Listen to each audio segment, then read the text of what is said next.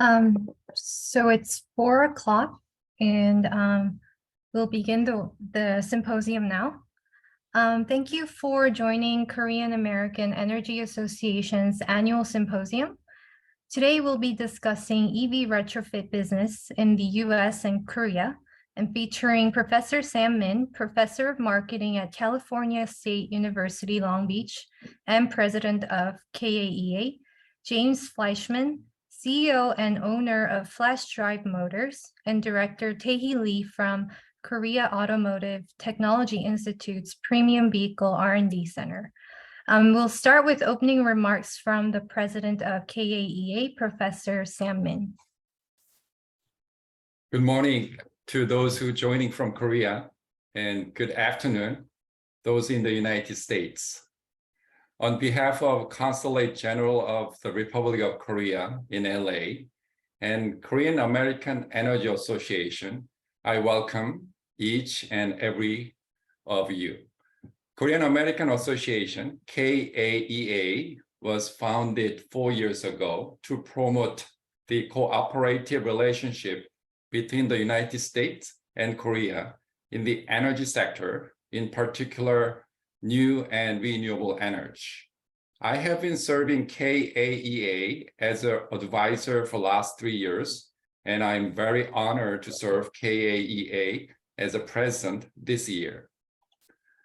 I'd like to express my sincere thanks to Kim Young-hwan, Consul General, for complete trust on and generous support for KAEA.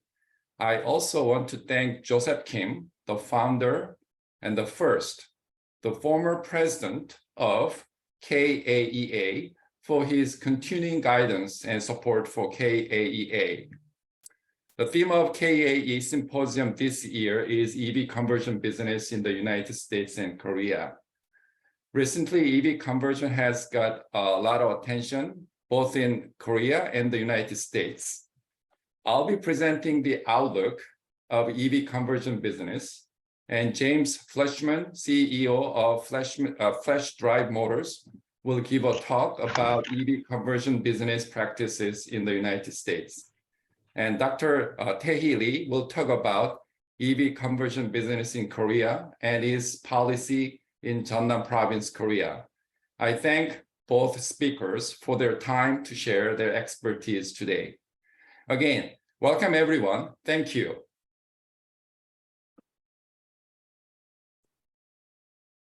And now we'll hear from Young-hwan Kim, the Consul General of the Korean Consulate General in Los Angeles.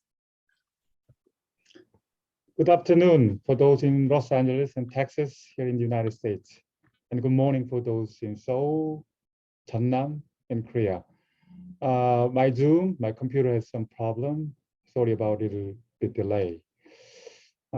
First of all, I warmly welcome all of you to today's 2022 Online Energy Symposium, co-hosted by the Consulate and the Korean American Energy Association. Taking this opportunity, let me express my gratitude to the KAEA for joining us in holding this meaningful and timely seminar. I have every confidence that today's seminar will serve as a great opportunity to introduce EV retrofit business environment in the United States to the companies attending here today. To the Korean people, California has been well known for its wonderful weather, film industry, and tourism. But this is partly true. I have to add one more thing. California has a big strength, which is green energy industry. California's green energy sector continues to lead the nation in terms of innovation and growth rate, with 35% of electricity sales being delivered through renewable energy sources. Recently, we have also witnessed many progressive clean energy policies, such as a ban on the sale of new gasoline vehicles from 2035, and California's 100% Clean Energy Act, which targets 60% renewable energy by 2030, and make commitment to 100% zero carbon energy supply by 2045. In line with this trend, EV conversion business is rapidly growing here in California and the United States, where the vehicle remodeling culture is quite prevalent. And I believe it is not a coincidence that many of best EV conversion companies found their home here in California. In Korea, the public sector is quite active in facilitating the development of EV conversion business. For example, a special regulatory free zone was recently established in South Jeolla provinces, where the government-funded Korean Automotive Technology Institute plans and implements a 2-year pilot project to establish driving safety standards in EV retrofit business.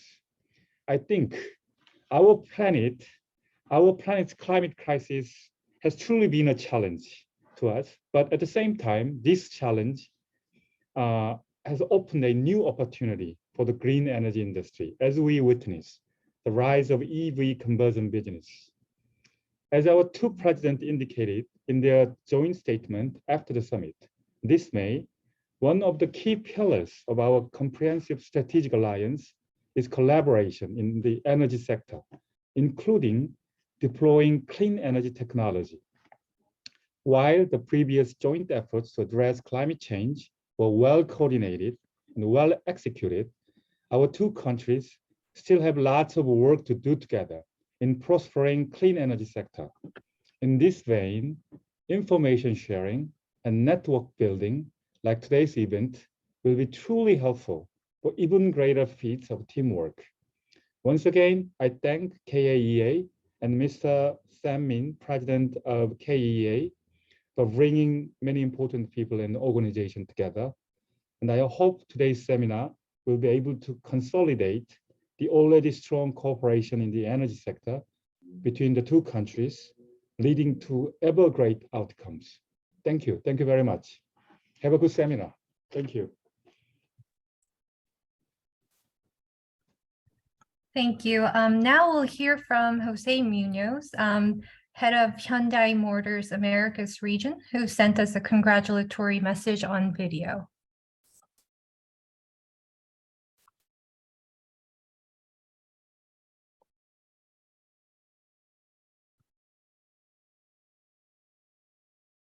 It is my honor to welcome you to the 2022 Energy Symposium highlighting EV retrofit business between the United States and the Republic of Korea.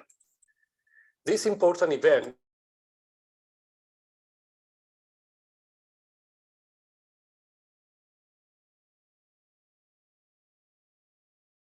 I would like to thank Young-Wan Kim, the Consul General of the Republic of Korea in Los Angeles, Dr. Sam Min, Chairperson of the Korean American Energy Association, Sung-Sik Na, Chairperson of Korea Automotive Technology Institute, and those companies supporting the webinar today.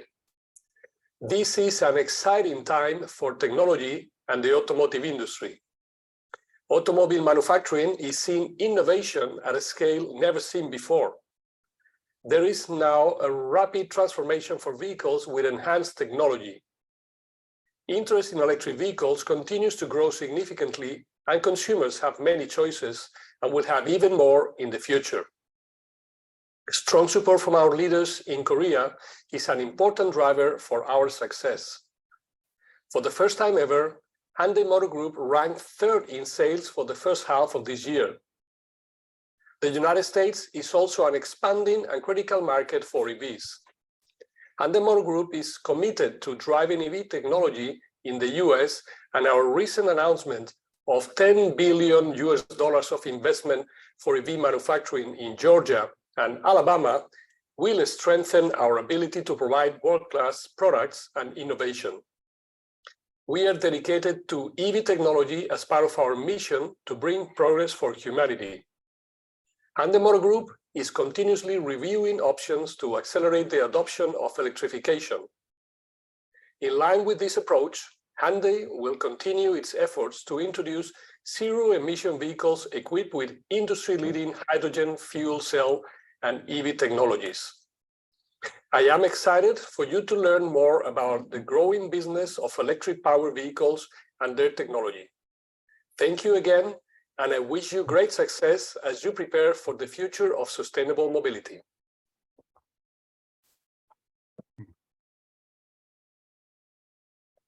Okay, now we'll start the first session. You can expect each speaker to have the floor for about 30 minutes, and we'll conduct a 5-minute Q&A at the end of each session. If you have any questions during the webinar, please type them into the chat window, and we'll address them during the Q&A. Sam Min is Professor of Marketing at California State University, Long Beach. Sam is currently President of Korean American Energy Association. He is also chairperson of Genesis Bio and Energy.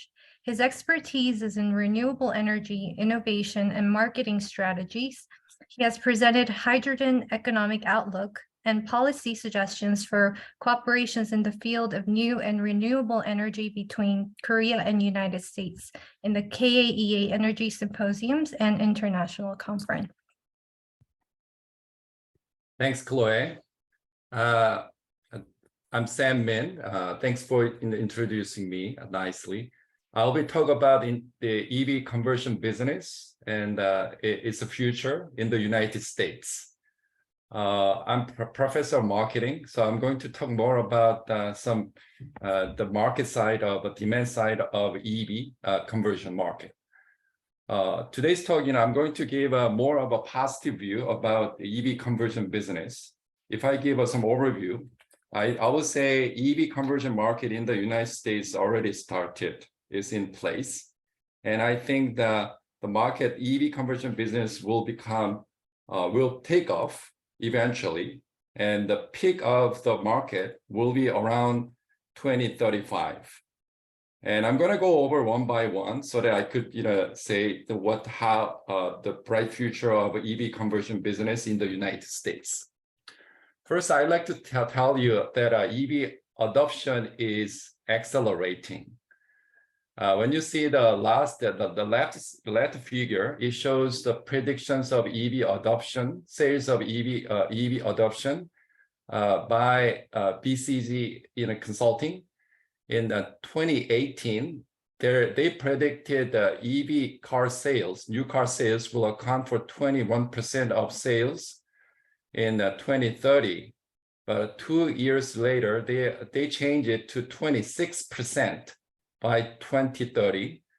And 2 years later, in 2020, BCG predicted 42% of EV car sales. So this is a big jump. And again, this year, 2022, they changed their prediction of EV adoption sales to 53%.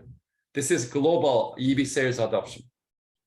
So what I'm saying is EV adoption, your prediction of EV adoption is kind of moving target. People thought that this is about 21%. However, nowadays it's more than 50% of EV car sales by 2030. And also with the right side of the figure, it shows the figure of Bloomberg NEF prediction of EV car sales by 2030. This one was published in September 20. Okay. September 20. And what you can see is, there's a big jump again.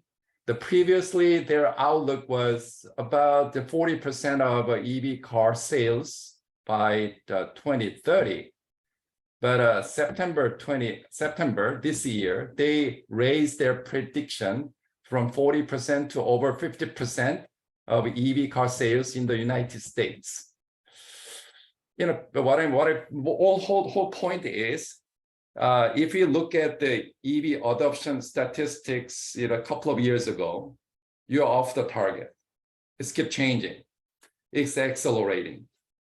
At this time, the EV sales account for more than a little bit. I think over 5% now.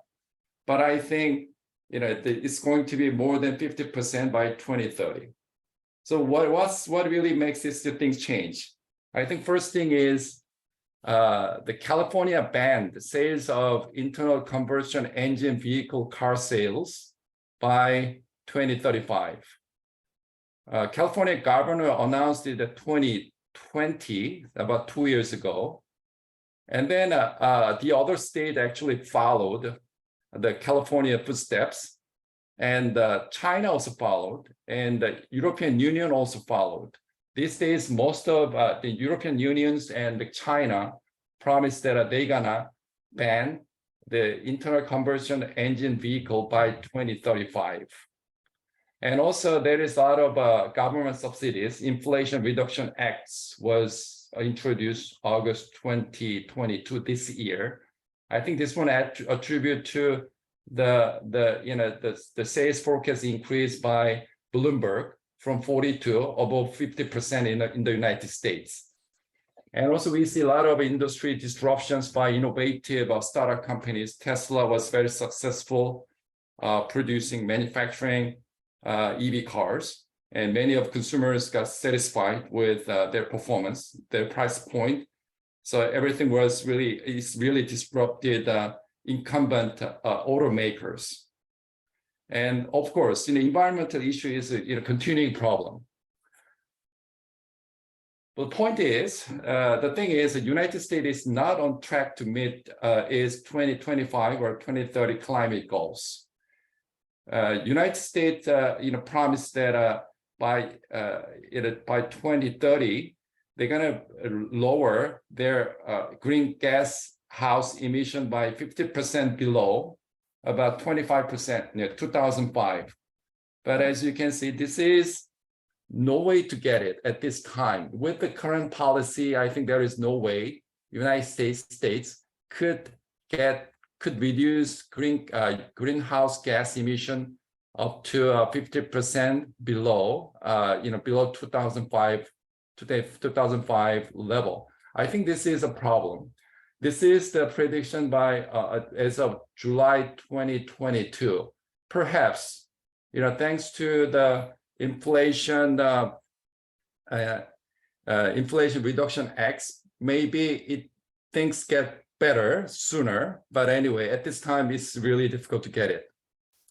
Another thing I'd like to show you is transportation actually accounts for the greatest greenhouse emission in the United States as of now. As you can see, when I look at the data several years ago, actually transportation was the second greatest in the sector for a greenhouse gas emission in the United States. Number one was always electric power generation. That was actually in 2005, it was account for about 35%, but nowadays it's only 25%.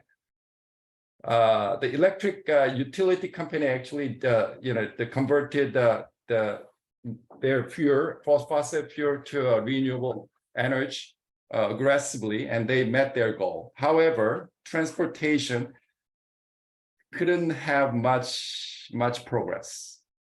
So in theory, if transportation sector convert to electric vehicles, we could actually get the goal of the 50% of the reduction of greenhouse emission by 2030. So I think this is one of the reasons we can think about why EV adoption is needed, and government is pay attention to it. So we think that thanks to the accelerating EV adoption, EV sales will account for over 50% of new car sales in 2030. This is great news. However, the problem we have is EV cars will be only 10% by 2030 on the road.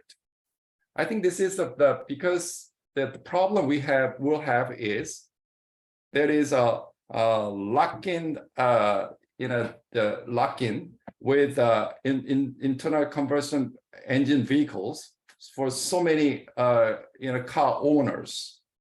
Typical Americans, when they buy a new car, actually the lifetime, they use the car 11.5 years.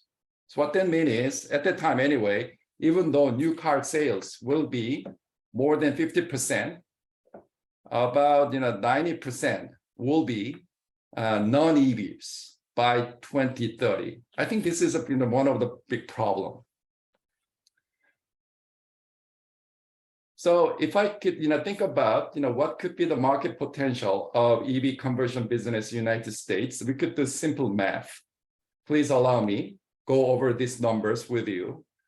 So in the United States, we have 200, about at the time, by the 2030, we're going to have about 259 million cars. US population is about the 320 million. So, in theory anyway, we have a lot of cars in the United States. And we predict to sell about 26 million EVs, which is about 50% of EVs by 2030. But this is only 10%. So remaining, 259 minus the 26 million, that is 225 million cars will be non-electric vehicles in the United States in 2030. So, if we assume that 1% will do EV conversion at that time, 2030, market potential is probably 2.25 million EV conversions in 2030. I think this is an amazing number.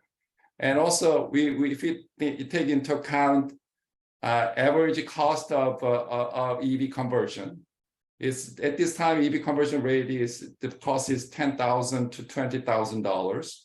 So if we do this multiply all these numbers, we could estimate EV conversion market, and by 2030 will be 22.5 billion to $45 billion. This is an annual figure. But if it is 2% of adoption, then I think this number will double. And at this time, I didn't take into account, I only consider the light duty vehicles, which is cars and light trucks. But how about buses? The heavy duty vehicles, large and medium size, and the fleets, trucks, large trucks. Then conversion market, EV conversion market could be bigger than this. This is a figure predicted by the Boston Consulting Group. By 2030, as you can see, United States, I think we are not going to see, most of states will follow California. Actually, New York already followed. Many other states already followed the 2035 ban of sales of internal combustion engine. And the same thing in the European Union, in China. So when I think about this, I think 2035 will be critical year for EV conversion business. I think in year 2035, many of consumers will be surprised to see the internal combustion engine vehicles are not available in the market. Of course, this is a new car sales. Probably they will end up buying used cars if they want to. So I think this is a critical time. So my prediction is, this is a time, only 20 or 30% will be EV cars on the road by 2035.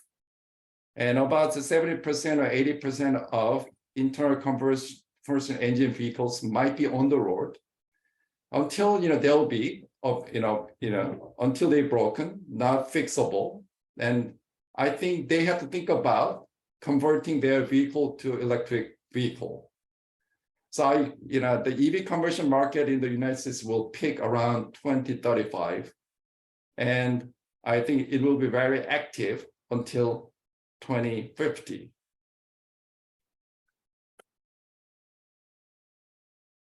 During I talk, if you have any question, please write anything in the chat box.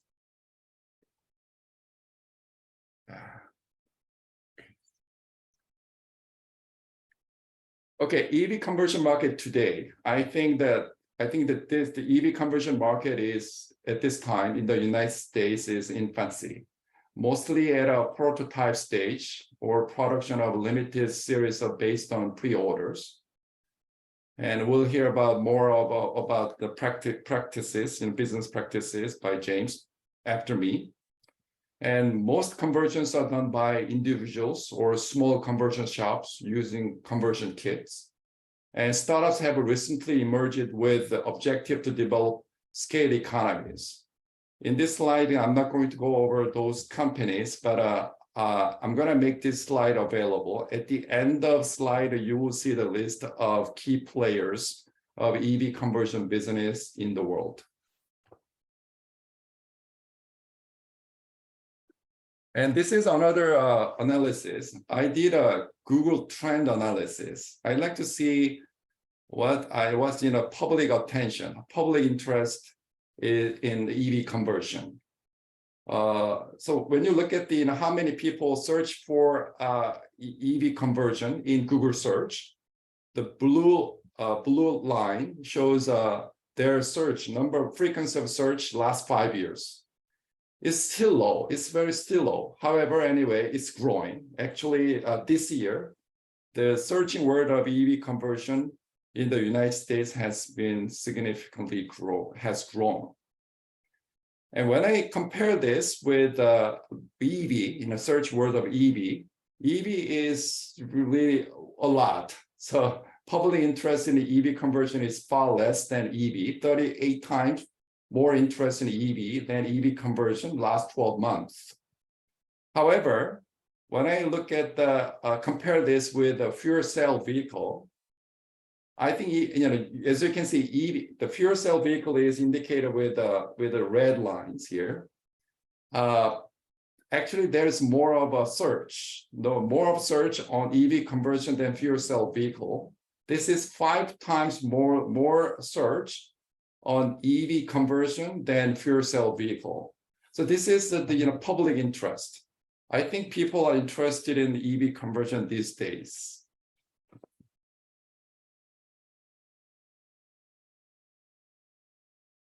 The EV conversion market in the United States at this time, the first market is classic cars. Classic cars has to be repowered. After 10 years, maybe 20 years for the classic cars, they have to repower their powertrain. But one of attractive option is EV conversion instead of replacing their transmission and engines. Sometimes the engines and transmissions are not available for many of classic cars. So in the classic car sector has been already started, and many of EV conversion businesses, their market is for classic cars. And one thing interesting, I think that the other two speakers will tell more about it. United States, U.S. Department of Energy already have emission and safety regulations.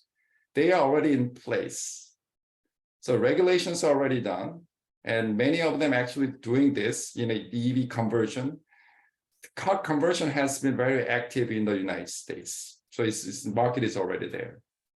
Second market I could envision is the trucks and the buses in the individual vehicles. There is a zero emission mandate. I think that this will be really big impact on trucks, EV conversion of trucks with the heavy duty the vehicles. For instance, Port of Long Beach, they announced that they're gonna only allow the electric vehicles, either the hydrogen or the pure electric vehicles.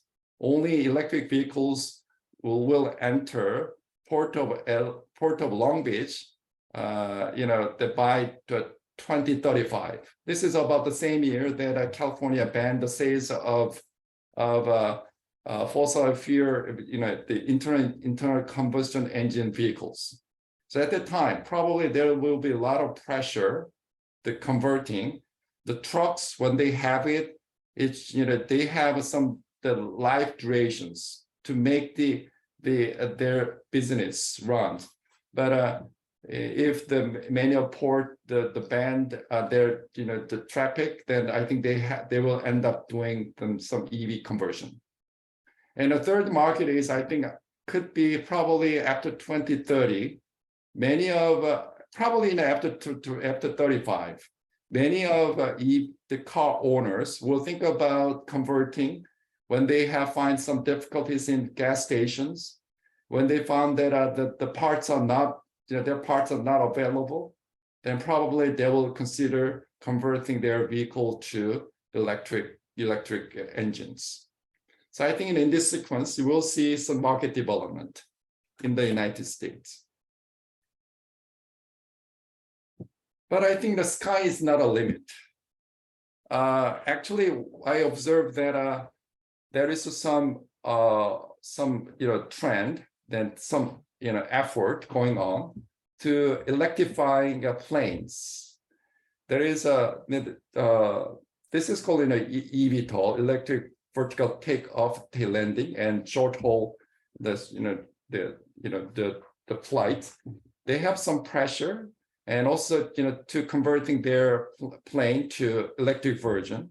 And also some industries already think that this is more cost-effective way of running their business. And sooner or later, I see that I think the next year or in 2 years, we'll see retrofitted aircraft flying in the sky in the United States.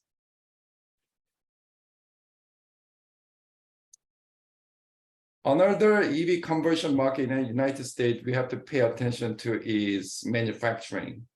EV conversion kits. The global automotive retrofit electric vehicle powertrain market was valued about $59 billion in 2021. So this market is already active, and it is estimated to grow at 7.1% from 22 to 2031. And the global automotive retrofit electric vehicle powertrain market is projected to reach its value of 17.9 billion by the end of 2031.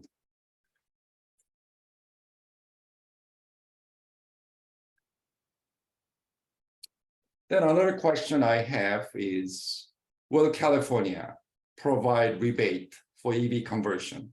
At this time, California doesn't provide any rebate for EV conversion. So of course, federal government doesn't provide any EV conversion rebate either. But however, the other states already provide rebates for EV conversion. So you will see the slide from Dr. Lee's presentation today. But my question is, the California will provide any rebate soon? Yes, I think so. They are working on, the California Assembly is working on a rebate program. It's called AB 2350 Vehicle Air Pollution Zero Emission Aftermarket Conversion Project. One thing they are considering is they are considering to give $2,000 of rebate for EV conversion. I think sooner or later we're going to see this in the ballot. We will see this is coming. And some argument that a federal government and California state should provide subsidies and rebate is the following. Number one, they said, especially California said, you are going to not sell any electric conversion vehicle by 2035. They cannot do this, not providing incentives, not providing any rebates. I think they have to provide it.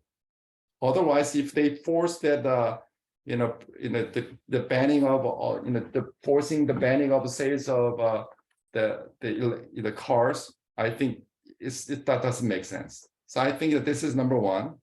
Second thing is EV conversion is more efficient way of reducing greenhouse gas emission. According to our study, EV conversion is 38% more carbon efficient than purchasing a new electric vehicle. And also third argument we could make is the job creations. EV conversion is at this time labor intensive. So probably government will think about providing rebates or subsidies for their, those who wants to buy those who wants to do the EV conversion. Maybe they might provide subsidies for EV conversion business.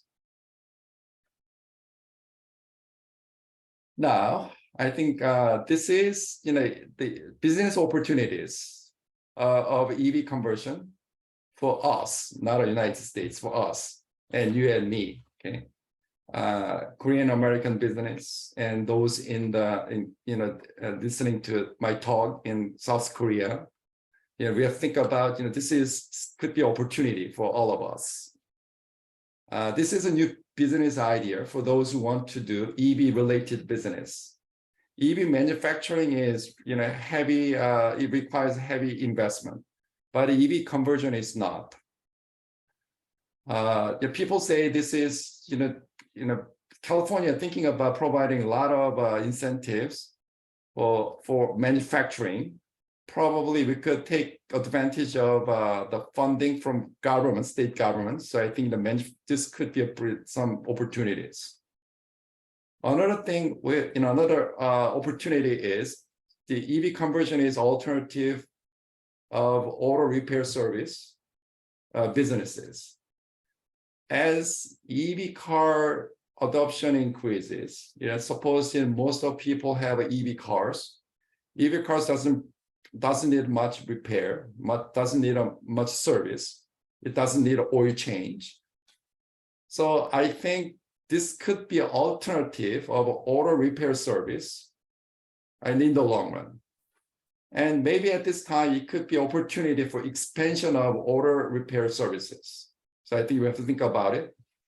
And the EV conversion market is highly regulated I would say relatively more regulated in Korea than the United States. Whereas EV conversion regulations are relatively lax in the United States. There might be opportunity to import conversion kits from Korea and do EV conversion business in California.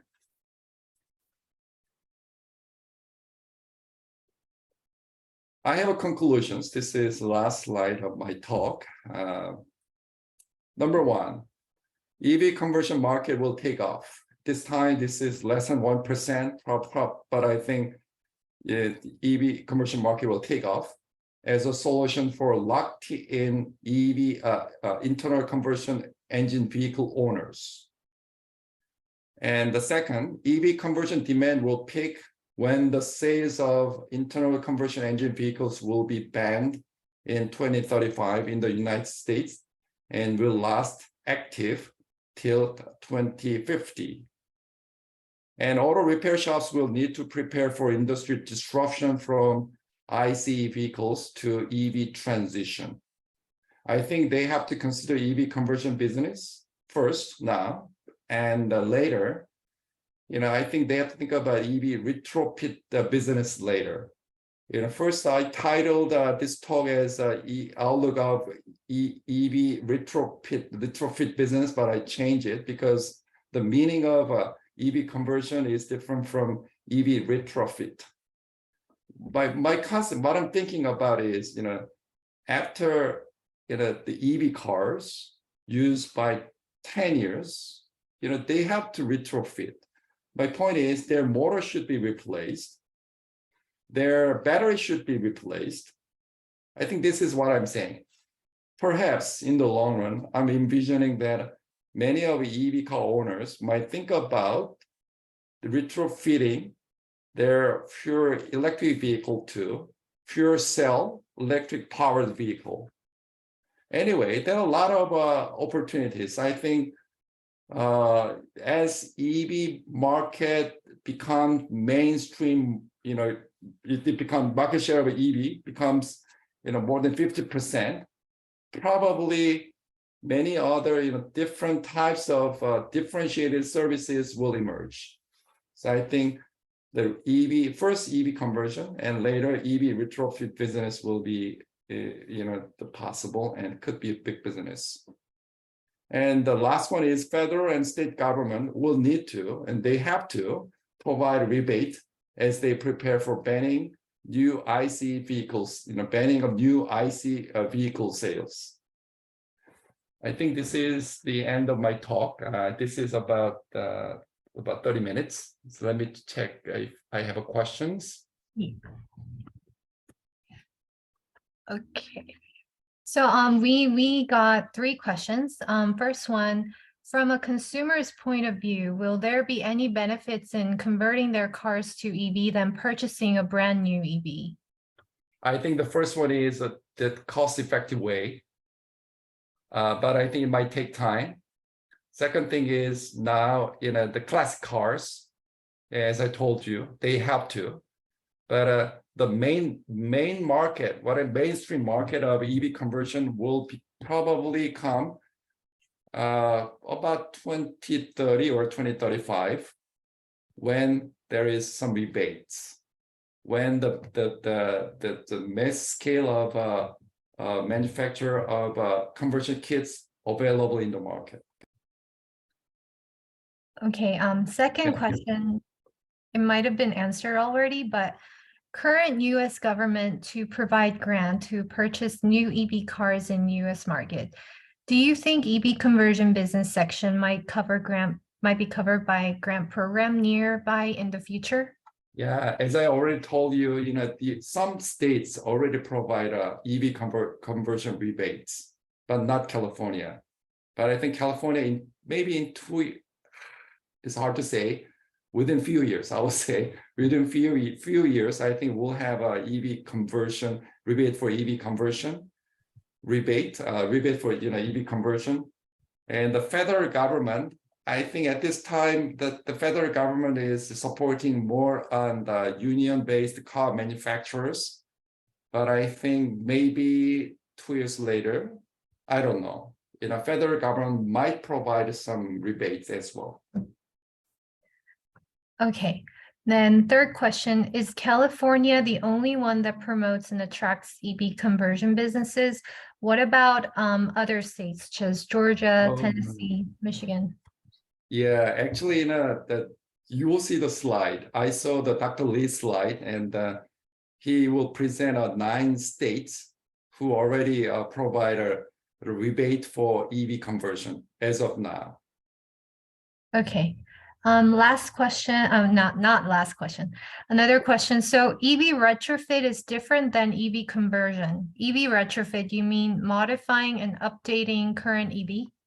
Yes, that's what I'm conceptualizing.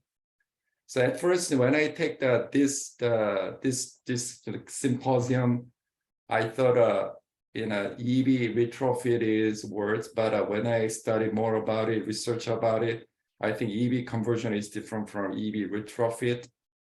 So actually, at this time, EV retrofit will be a new industry in the long run. Okay. Last question. I would like to ask about how prepared the EV conversion industrial law is by U.S. federal and states. I think one thing interesting is it might be a U.S. American tradition. The modifying cars has been allowed in the United States already. One biggest concern was emission. They have to go through emission test, and they have to go to safety test, actually 2 parts. But United States is kind of the land of freedom. So, individual freedom was, so valued. So actually individuals, they had been doing conversion already. So if you do YouTube search, you could find some of them that brag about, I converted my vehicle to EV, and they, anyways. So, anyways, the small cars, they do it already. So regulations, it's already in place in the United States. Okay, I think, yeah. I think the time is up. Yeah. Okay. So now, thank you, Professor Zimmerman. Now we have James Fleischman of Flash Drive Motors. James comes from a family of gearheads. After graduating with a degree in computer science and mathematics, James started his career in software engineering, spending his days developing software, but always dreaming of returning to his classic car roots. Converting cars to electric provided the perfect blend of mechanics and software. James, along with his brother Daniel, now use these skills to save the world, one classic car electric conversion at a time. James? You can share your screen. And share.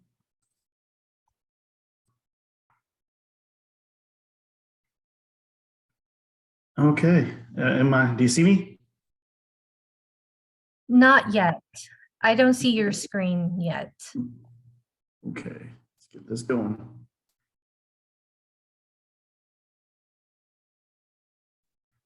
Okay, I can see it. There you go. Okay. All right.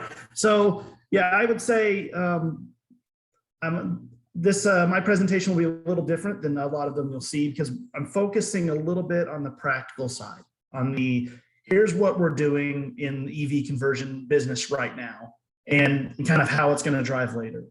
So yes, I am James Fleischman of Flash Red Motors. I own it with my brother. We started this in 2020.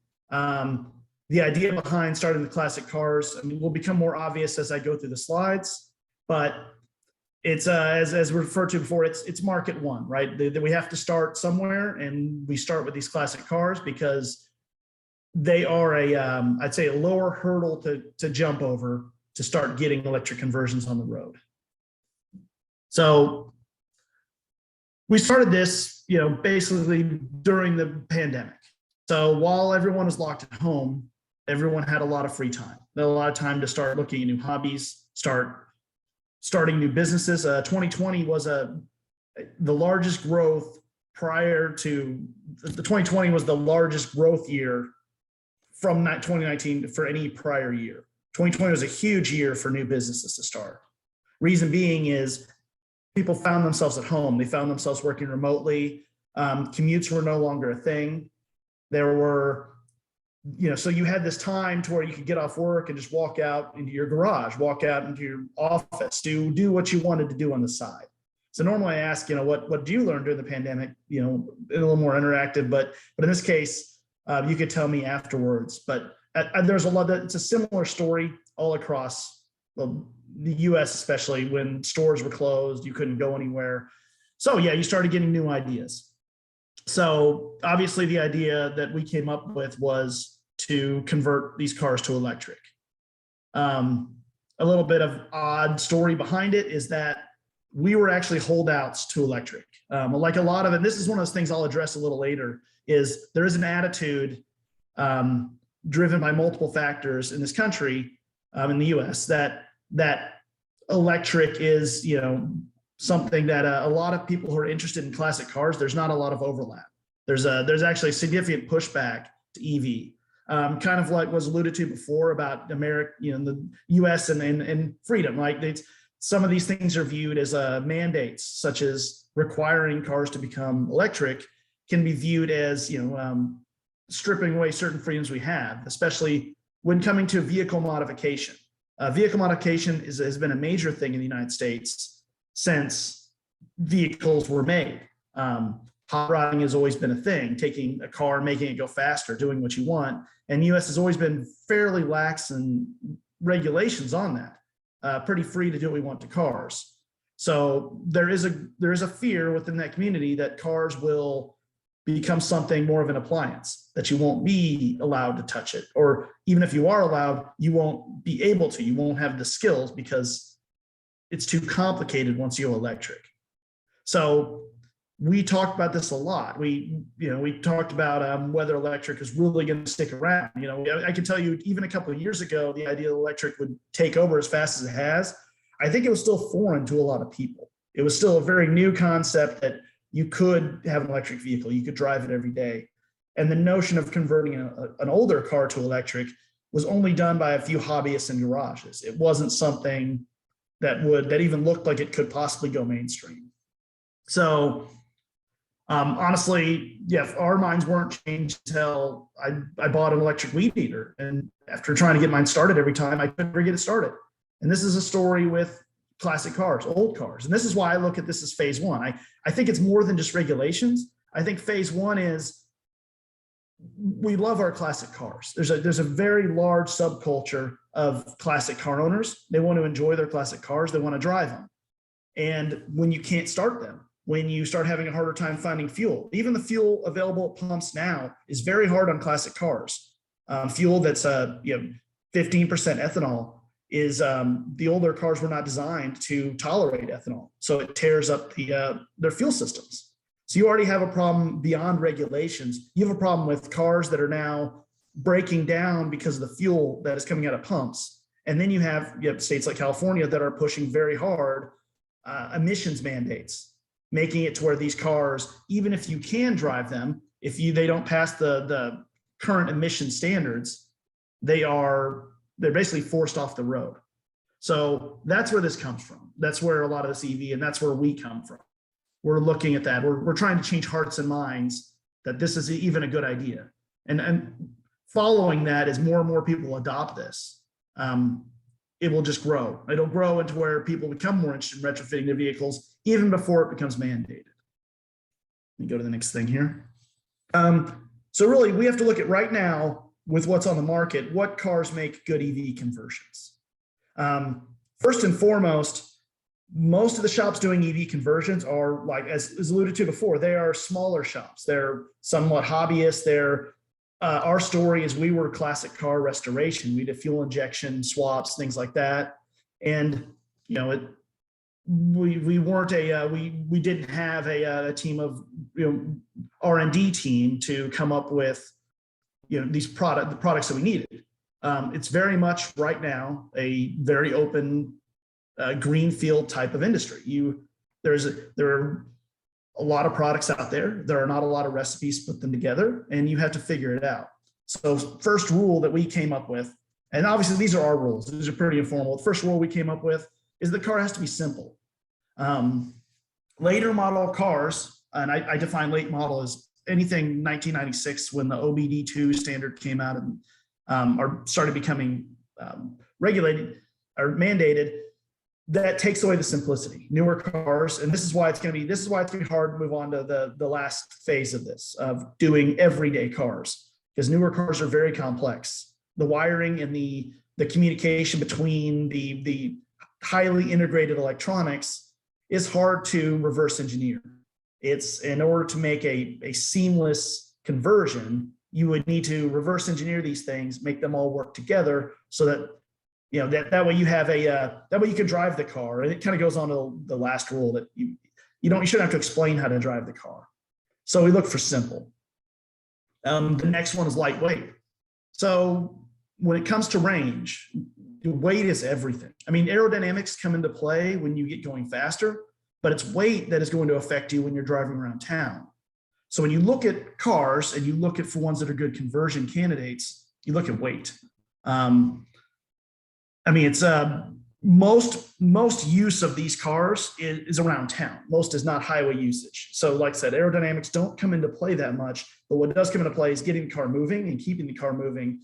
You have friction and you have weight, and the weight is what you absolutely have to look for first.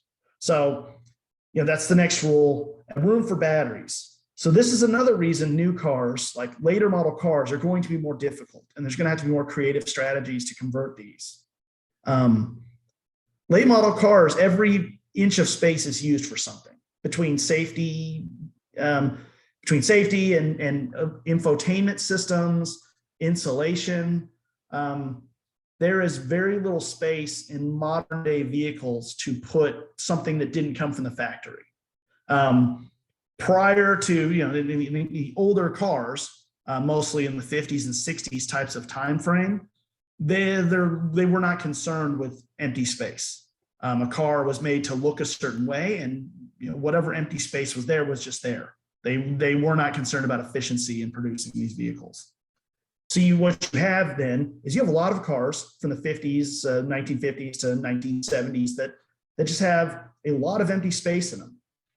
So that empty space, that's where you put batteries. So you lightweight, you have to be considerate of that, because when you add batteries, you're adding weight, but at least you have places to put them. So the next thing we talked about was manual transmissions. And so this is something that's going to change, and it already is changing. But at the time we were getting started, this wasn't something that was out there. So manual transmission are the most direct way right now. It's the most cost-effective way to take a car and retrofit it electric, is to adapt the motor to a manual transmission. This provides a coupling. This provides an already engineered coupling between the motor and the rear end or CV shafts, which front wheel, rear wheel drive, whichever you have, provides a very direct coupling.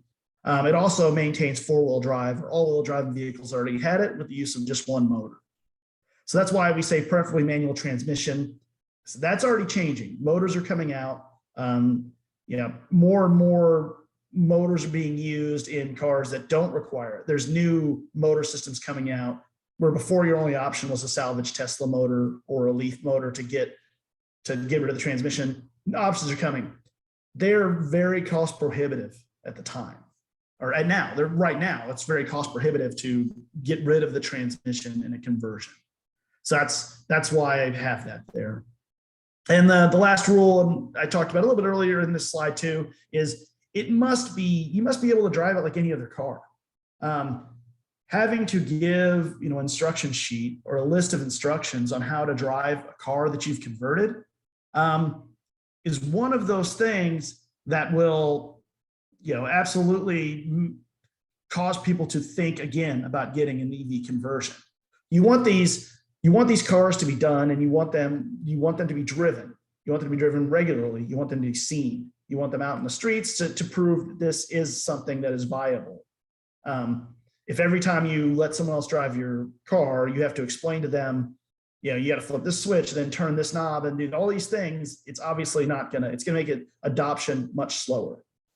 So when we focus on these things, we're focusing on cars that we can convert in a reasonable time frame for a reasonable cost, that someone can drive without much consideration that they're driving an electric vehicle. We kind of look at it like almost 90% of our customer base they own some OEM electric vehicle, usually a Tesla. Most of them have a Tesla, and they expect that same type of experience when they're driving their classic car. And while that's not entirely realistic, we can get closer by doing the conversion right and following these rules.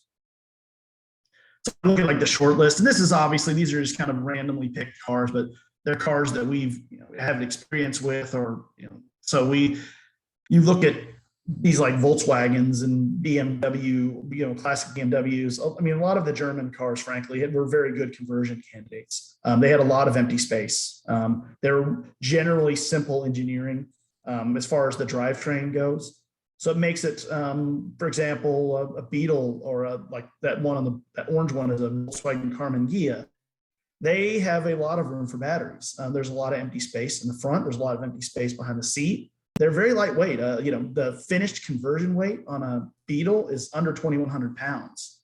So, that amount of weight you can get up into the 150 miles of range on a EV conversion in a car. I mean, that's beating some OEM cars right off the bat with your classic car conversion. So it makes it desirable to do so. You can choose between buying an OEM, and frankly, a lot of it comes down to style. A lot of people are very interested in the way their cars look. So it gives them a way to have a car that has a look they're wanting to achieve, but with real usable range. Aerodynamics, like I said, that comes in next when you start getting them faster. But if you look at some of these cars, you can tell they're not the most aerodynamic designs. They were mostly made to look good, and aerodynamics was definitely an afterthought in that. So, and like I said, I'm going from a practical thing. Like if you're trying to start an EV conversion business, these are the questions you're going to have to ask yourself. You're going to have to go, first off, what kind of car am I going to do? Or what kind of car should I do? What if I get a customer and emails me and they have a 2024 Ford F-350, they want converted. It's not very practical. The amount of weight, they're very heavy. They have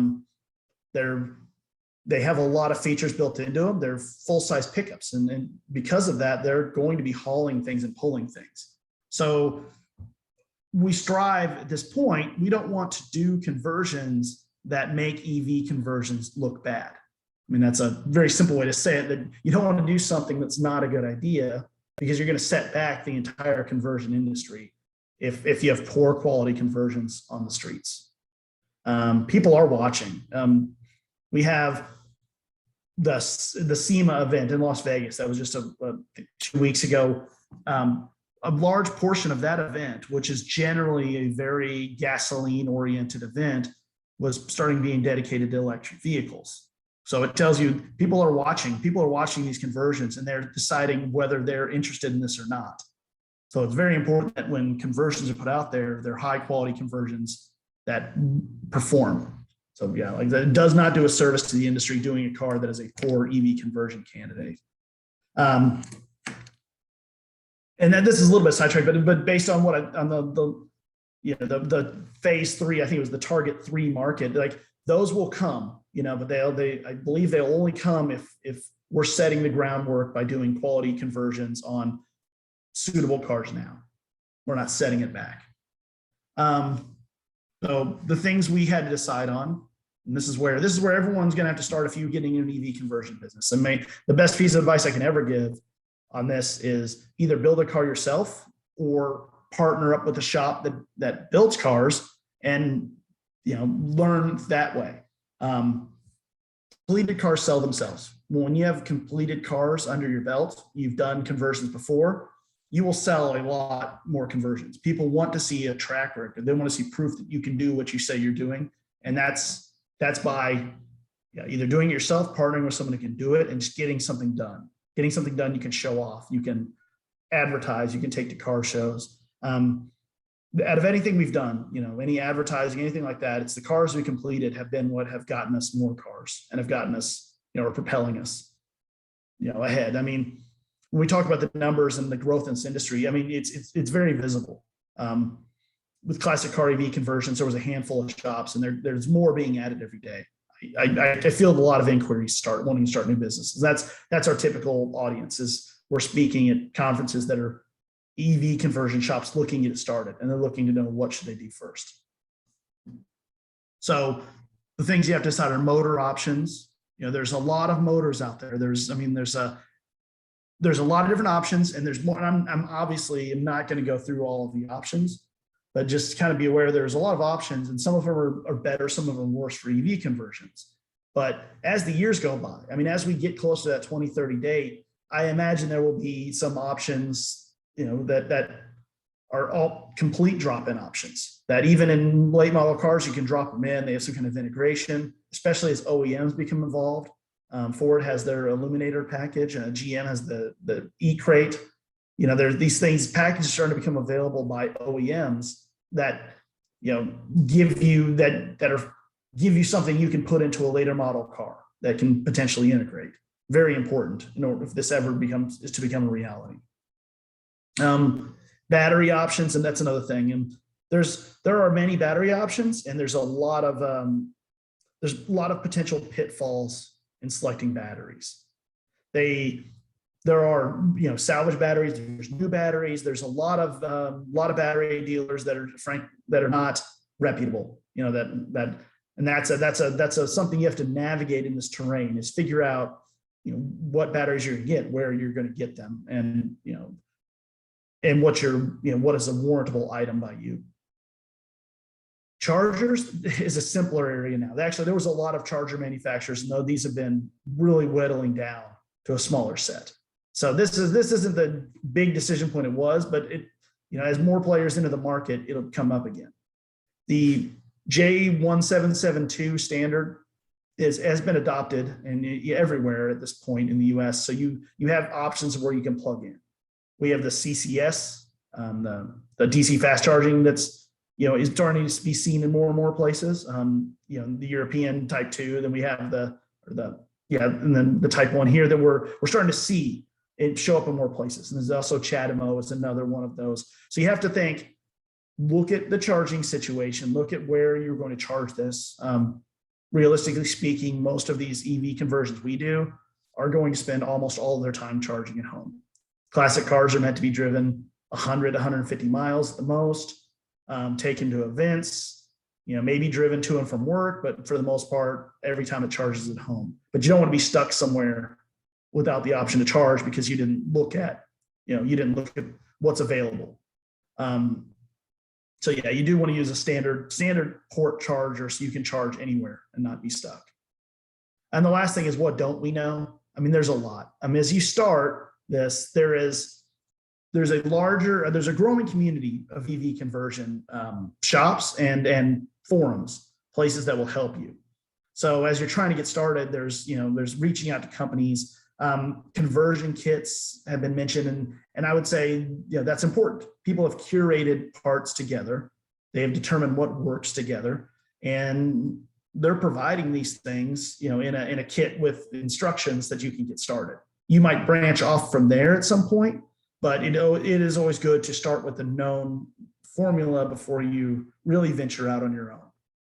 That way, because it's important if you are doing conversions for customers. There's one thing doing a car for yourself, but if you are running an EV conversion shop, you need to be confident that the product you're putting out, when you're sending a car, in our case, to other states, most of our cars end up in another state, they get shipped here and there. Servicing these cars will be difficult for us. So they need to make sure we're using standard, parts that are standard between the EV conversion shops and parts that we know that will function and have warranties back in, things like that. This is all a very important thing when you're trying to, like I said, an EV conversion that's dead on the side of the road just adds fuel to the fire of the people who don't want this to succeed. And there are a lot of people who do not want this industry to take off. So there's a lot of positive. I mean, we have regulation, we have a lot of things going our way. And frankly, this technology is good. It's good and it's growing, but it doesn't mean we aren't fighting a lot of negative stereotypes or negative misconceptions that are coming, especially when you're dealing with classic cars. You're dealing with that, you're dealing with a group that's a little different demographic than what your typical OEM EV buyer is. So the motors, there's a lot of different options. This is not meant to be a comprehensive list. Actually, it's only meant to be kind of an example, but it kind of goes to show this is just 3 of the options of so many that are out there, and you look at them, you think, well, now I've got to make a decision. You've got to look at the AC50 or the Hyper 9 types of motors. And what you see there are motors that are designed to be adapted to a transmission. These are kind of what I would say it's an interim, right? It's our interim phase where we're trying to take the straightest path from gas to electric. And the straightest path is in general adapting a motor to a transmission. So that's what these motors are designed for. Mostly they're made for other purposes and then have been put into this or utilized for EV conversions. But that's their basic design, is they expect to be geared. Where you have the Tesla drive unit, and that's I need to put the Tesla example, but there's these transverse drive units that are more meant for transmissionless options. So the transmissionless options give you a way to, and this is, I think, what the long-term goal is, transmissions to not be in cars. As mentioned before, transmissions are getting harder to find. Finding someone who can fix them, that's becoming more difficult, finding parts for them, especially in classic cars. So as we get out of this phase 1, the manual transmission adaptation type of phase, and start moving to phase 2, that's where these transmissionless options, like Tesla, like the Ford Illuminator, the Stealth Drive. I mean, there's the Cascadia motions. I mean, there's a growing number of motors that are designed for an RPM range and power to where you don't need a transmission. So you have to, that's one of the things though, is when you're choosing a product or you're working with a customer, right? Customers are going to have constraints. They're going to have budget. They're going to have range they're expecting, their performance they're expecting. It basically makes a triangle. It's like a constraint, the triple constraint. It's it's you increase, in order to increase one thing, you have to increase the others, or you have to, it's like if you want more range, you want more power, you have to, generally it's going to affect your budget unless you shrink one. It's the same in any industry, software engineering, everything has these types of constraints. So batteries are like, so motors are one thing. There's a large number of motors, but there's not so many. It can be overwhelming. I would say the battery side of it can be absolutely overwhelming. There are a lot of different batteries. The oldest conversions were generally lead acid, like this lead acid battery that you see there, like that top left. This was how EV conversions were done, maybe just 10 years ago. I mean, actually even fairly recent EV conversions being done with these types of batteries, which when we talk about EV conversions and trying to build their legitimacy, the problem you can run into is these batteries weren't very good. They don't take a lot of recharging. And this is also a stereotype, and this is totally aside, but this is also a stereotype you're fighting with EV conversion business and with EVs in general, is that when people think of batteries, they think of these batteries in cars. They think of these batteries that they have to replace every 3 years. These batteries wear out. So when you're talking about EVs and you're talking about EV conversions and things like that, the one thing they'll always say is, well, you'll have to replace the battery every few years. And that's because they're associating these lead acid batteries with modern EVs. But it's just not the case. Modern EVs are mostly lithium ion type of batteries, which can take a lot of recharges, can take a lot more abuse. In most cases, like that Tesla module you see on the right, are designed to have thermal management, to where you're keeping their temperatures where they're supposed to be, to where they last longer. So you see, I put some points about that there. Is that, the lead acid, obviously they're not something, lead acid, they're on here, but they're not something you're going to see in an EV conversion at this point. They just weren't very good. They're heavy, wear out fast, and you don't get that much range. I mean, typical EV conversions, like done in the 90s and so, the 1990s were 25-mile range at the most. It was, they weren't very practical at all. We're using these modern lithium ion batteries or Tesla battery packs. The 100-mile mark is easily breakable now, and there are people getting up to 250 miles in a converted classic car, using mostly using the Tesla modules. But I do have one to mention though. So the thing about warranty, these Tesla modules, Tesla's not selling these modules directly. It means you're buying them used. You're buying them used, it means you generally can't offer a warranty on it. So if you're looking, an EV conversion business, and your concern is that you need something reproducible.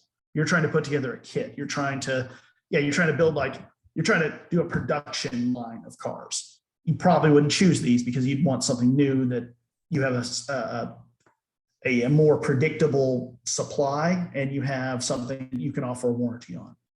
So all these things come into factors. The most popular battery EV conversions right now are the Tesla modules, because they're available, and most type of EV conversions have a very limited warranty because they're considered more of a boutique than a standard like OEM manufactured vehicle. So I said it's the little things. It's all these things. I mean, when you're trying to design this is why it's important to find. This is why I would always recommend it's important to find a kit to start with. It might be cheaper to put them together yourself, but you'll spend, the time is valuable in trying to figure out which of these things work together.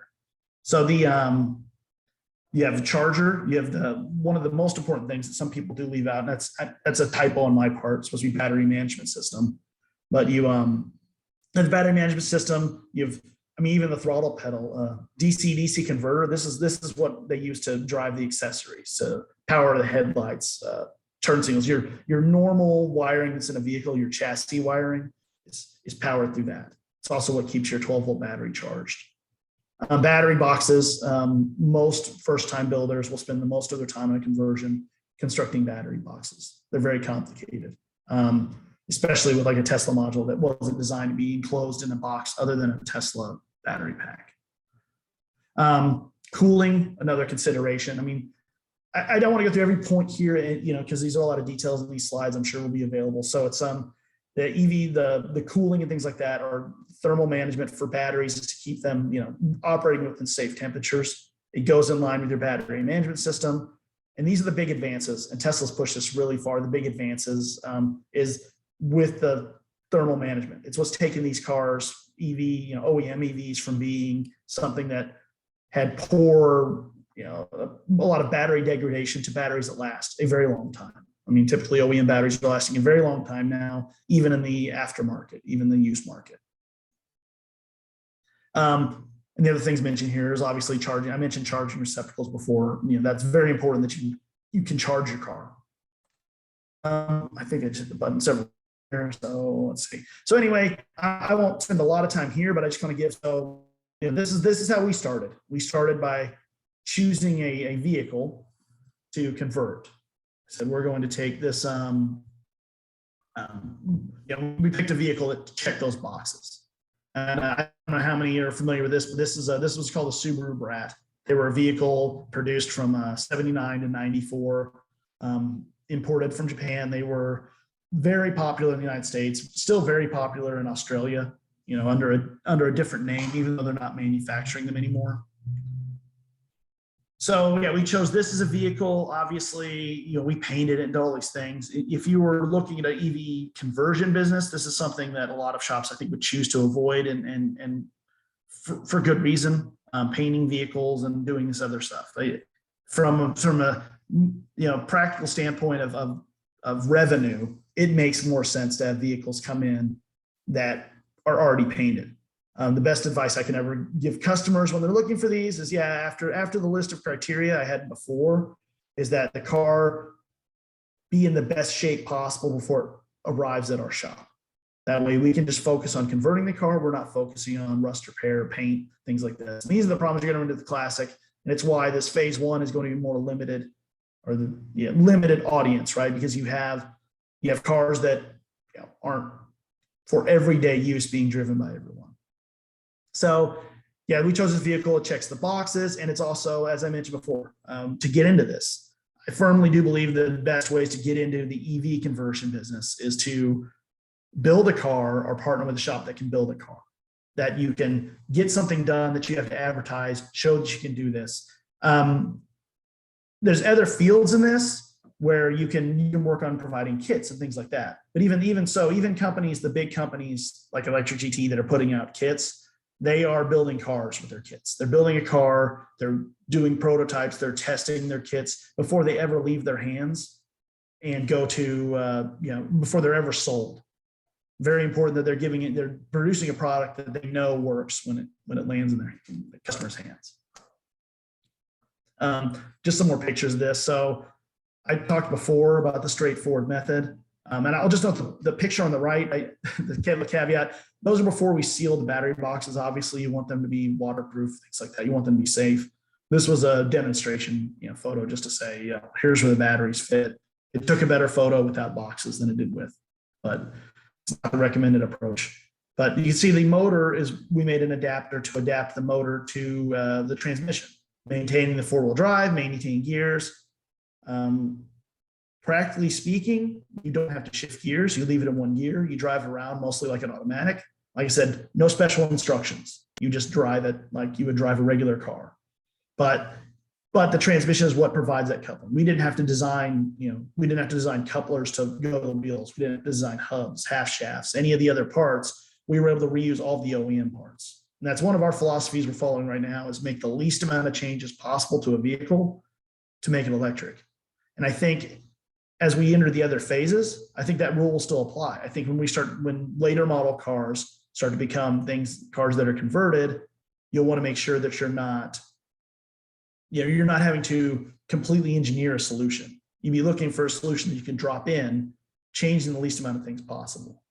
So if you're looking for a market there's going to be a huge market in that event at some point, designing systems that can be plug and play in vehicles versus, frankly, what we're doing now in this industry is we are designing a lot of things. We're having to become experts at CAD, experts at electrical engineering. We're having to dip into a lot of fields where as a software engineer is new, to get into this, and you're having to outsource some of it to find people who do have the expertise to help you to make sure you're doing things safely. And that's another whole subject for safety that I won't even go into, is that there's Actually, I'll mention that on the last slide. We'll keep going here. So just more pictures. You see, there's the drivetrain laid out. And I do this because if you're interested in this, these are the kind of things you'll be doing. You know, you'll have customer cars in there. You'll be laying the drivetrains out, designing it, figuring out how to make it all work together. Right now, we only have a few cars that are repeatable. We have a few models of cars that we could, if one could come in, we have every part on the shelf that we can do that car and we can turn it out. But as cars are so different between manufacturers, between years, even the same type of car, like a Volkswagen Beetle, changes every year. So you have to, you know, it's difficult to make a one size fits all kit. And I tend to think that's going to be forever. I think even by 2030, 2035, when this is more common, it will still be, you know, there'll still be universal kits and you'll have to figure out how to make them work.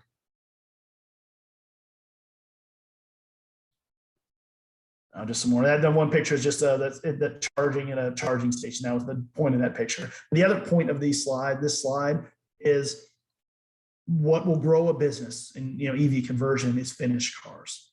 Taking cars to car shows, you know, showing them, you know, taking them to car shows, entering them, you know, having people look at them. It generates word of mouth. That generates more business. Also, the fact when you take these cars and they generate business and they generate attention, it will get more people interested in EV conversions. And the more people are interested in EV conversions, you know, obviously it speeds up the process. You have to be somewhat of an evangelist of this. You have to live it and breathe it, that EV conversions are the way to go. This is something we should be doing, you know, and being able to provide counter arguments to the most common arguments like, yeah, the batteries only last a few years, you can't drive it a few miles, things that you'll hear a lot.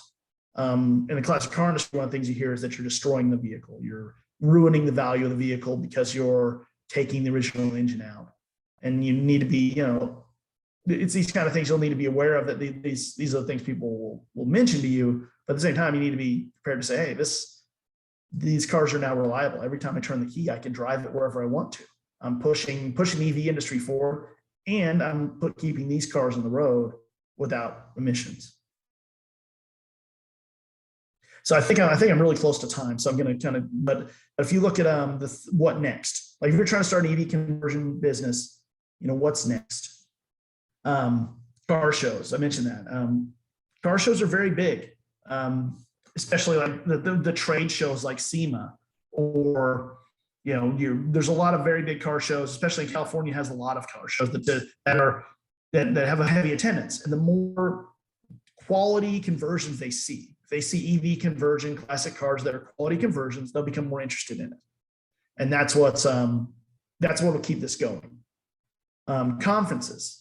Yeah, we speak at conferences, we attend conferences of other interested builders.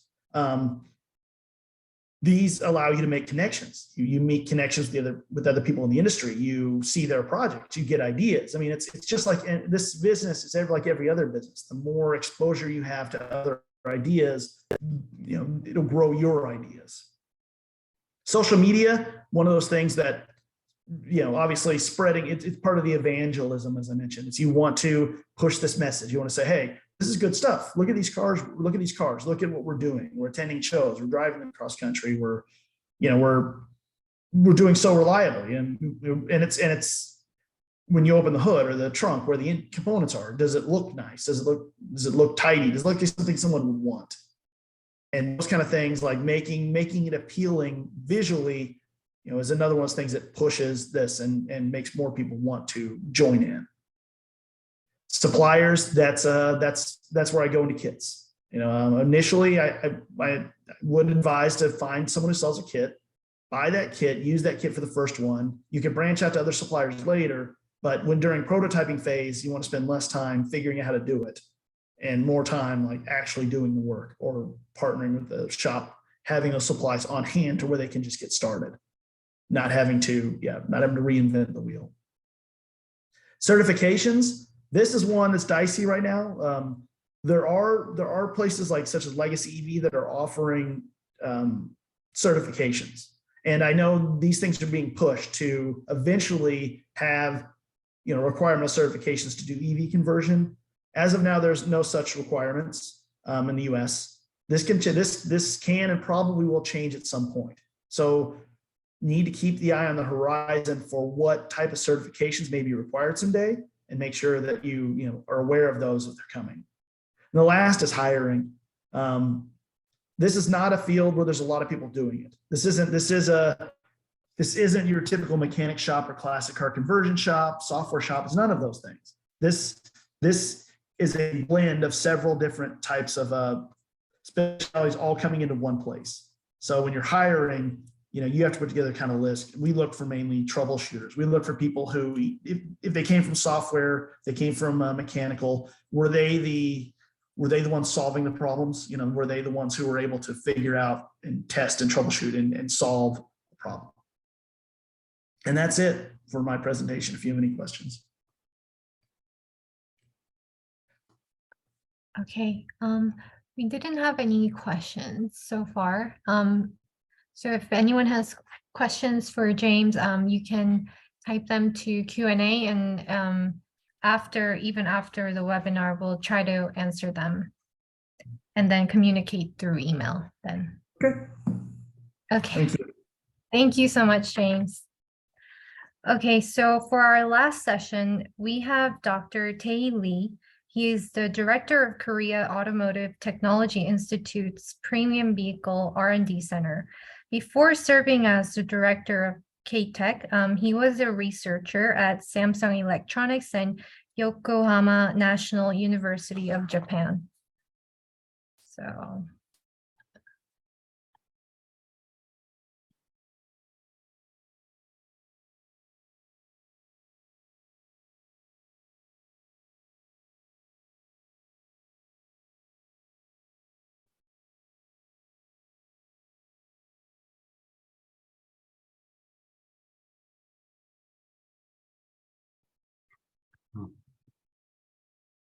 안녕하세요. 한국자동차연구원의 이태입니다. 앞서 말씀하셨던 분들이 다 이제 영어로 말씀하셨는데, 이제 한국말로 말씀을 드려야 돼서 좀 제가 죄송하게 생각을 하고요. 일단 뭐 어떻게든지 뭐 영어로 해도 되겠지만은, 이게 국내 법이나 이런 것들이 관련이 돼 있어서 막상 발표 자료에도 있지만은, 이게 제가 오역을 할 가능성도 굉장히 좀 많은 부분이 있어서 부득이하게 이제 한국말로 이제 말씀을 드려야 될 것 같습니다. 네, 다음. 네, 제가 오늘 말씀드릴 컨텐츠는 보시는 것과 같고요. 앞서 이제 클로이 씨가 소개를 해주셨지만, 저는 이제 고려대학교에서 이제 학위를 했고, 이제 보신 것과 같이 이제 현재 한국자동차연구원에서 이제 센터장으로 근무를 하고 있습니다. 다음. 예. 먼저 이제 계조전기차의 정의를 이제 말씀드려야 될 것 같은데, 앞에 이제 제임스 씨가 말씀하셨던 이제 여러 가지 얘기를 좀 간단하게 이제 좀 정리를 하면은, 먼저 이제 노후 차량을 확보를 하고, 그 다음에 거기에 이제 달려있던 내연기관 부품을 탈거를 하고, 그 다음에 전기차 부품을 장착을 하고, 그게 이제 결국은 최종적으로 이제 전기차 개조로 이루어지는 건데, 이렇게 간단하게 나누면은 이제 굉장히 진짜 간단한 부분인데, 앞서 제임스 씨가 말씀하신 것처럼 이제 고려할 부분들이 이제 굉장히 많이 있습니다. 네, 다음. 예, 그래서 프로세스를 이제 보면은 처음에 이제 내연기관 부품들을 이제 탈거를 하고, 그 다음에 차량 프레임 같은 것들을 도면화하는 단계가 되고요. 그 다음에 거기에 이제 들어갈 부품들을 이제 설계를 하고, 옛날 차량 같은 경우는 크게 상관이 없는데, 이제 최신 차량으로 오면서 차가 너무 이제 똑똑해져서 BMS나 VCU나 CAN, TMS 같은 것들이 이제 시스템 단위의 그런 것들이 이제 많이 생깁니다. 그래서 이런 것들을 또 계조 전기차에 맞게 이제 다시 또 설계를 해야 되는 부분들이 또 생기고요. 그 다음에 이제 차량별로 이제 배터리 팩 같은 것들도 이제 사이즈에 맞게 또 제작을 해야 되고, 그 다음에 이제 그 내연기관에서 바뀌었으니까 그 관련된 파워 트레인 같은 것들도 부품이 제작을 해야 되고, 그리고 뭐 기타 뭐 하네스나 와이어링 하네스나 이런 것들에 대한 뭐 설계도 또 해야 되고, 그 다음에 마지막으로 이 차가 제대로 뭐 장착이 제대로 됐는지 하는 것들에 대해서 최종적으로 이제 점검을 해서 이제 전기차가 완성이 됩니다. 네, 다음은 이제 그 구조 변환의 부품의 범위에 대해서 이제 표시를 해놓은 건데요. 뭐 파워트레인, 그 다음에 전지나 인버터, 그리고 뭐 기구 부품, 그리고 뭐 모터, 그리고 변속기 이런 것들이 이제 변환되어야 되는 이제 부품들의 내용이 되겠습니다. 네, 다음.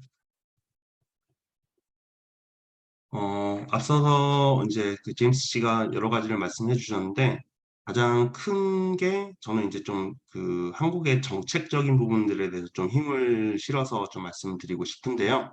먼저 이제 그 이제 필요성에 대해서 말씀드리겠습니다.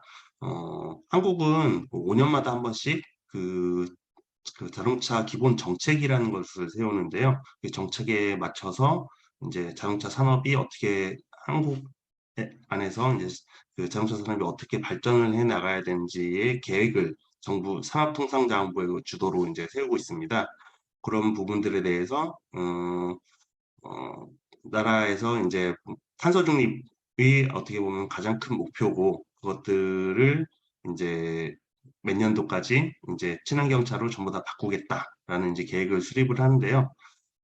다른 나라도 마찬가지로 이제 여러 가지 이제 그런 탄소 중립 정책에 따라서 전기 자동차 관련해서 이제 정책이나 지원 내용이 있고요. 이 왼쪽에서 보시면 이제 그런 나라별로 이제 있는데, 그리고 오른쪽에 보시면은 뭐 최대 뭐 한 2050년까지 그 내연기관을 퇴출시키겠다라는 야심찬 계획들을 이제 세우고 있습니다. 그러면은 과연 예를 들면은 이제 그 2035년까지 서울, 한국에서는 내연기관 퇴출하겠다고 했는데, 그러면은 그 신차 기준으로 이거는 이제 얘기입니다. 그러면 현재 돌아다니고 있는 내연기관 차는 과연 어떻게 할 거냐라는 게 이제 어떻게 보면 화두가 될 거고요. 다음. 그 관련해 가지고 2021년까지 이제 한국에서는 전기차가 뭐 23만 대 정도 이제 누적 보급이 됐는데, 그 아까 말씀드렸던 친환경 자동차 기본 계획에서는 그 2030년까지 국내에 이제 300만 대를 누적 보급을 하겠다라는 목표를 세웠어요. 근데 아래 왼쪽에 보시겠지만은 현재 정부에서 세운 목표가 300만 대인데, 근데 2030년까지 신차 출시로 보면은 270만 대밖에는 그 목표 달성을 할 수 없는 그러한 상황이 됩니다.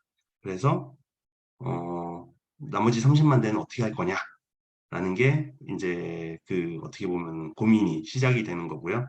그거에 따라서 이제 그 개조 전기차, 그 EV 컨버전에 대해서 어떤 필요성이 부각이 되고 있습니다.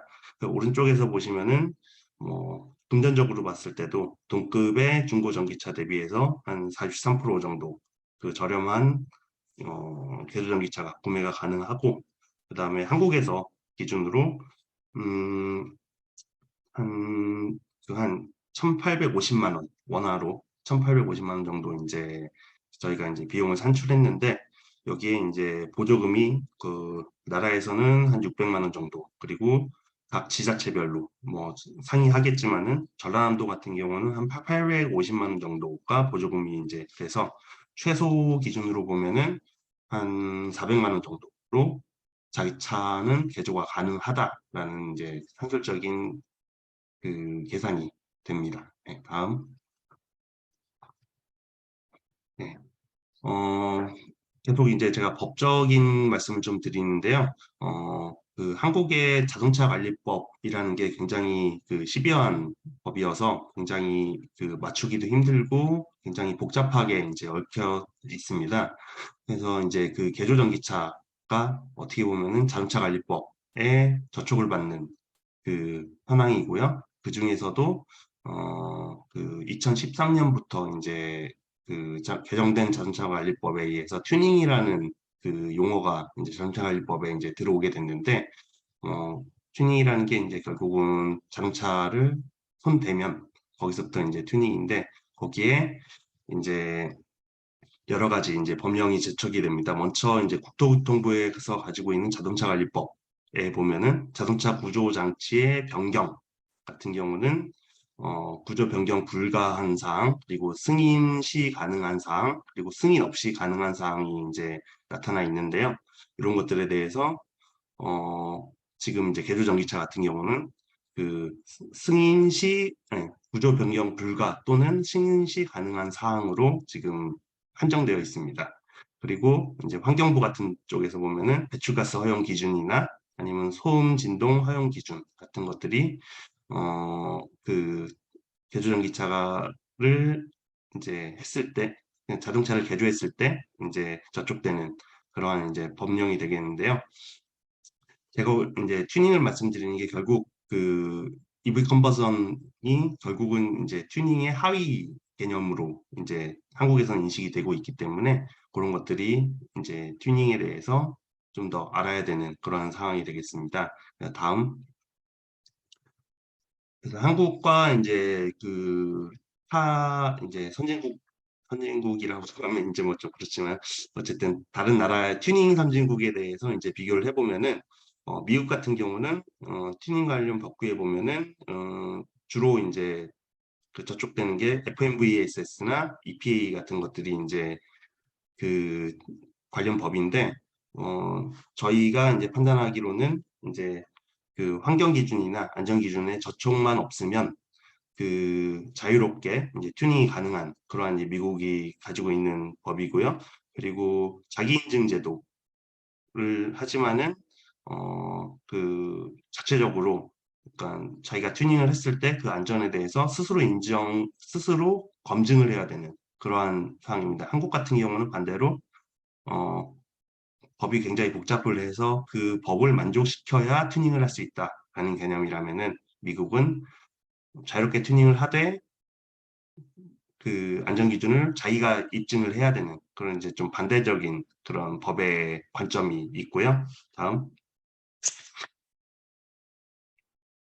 요일 같은 경우는 AB나 AG나 같은 데서 이제 상세 법규를 운영을 하고 있고, 그 별도로 튜닝 부품에 대해서 이제 인증 제도를 운영을 하고 있습니다.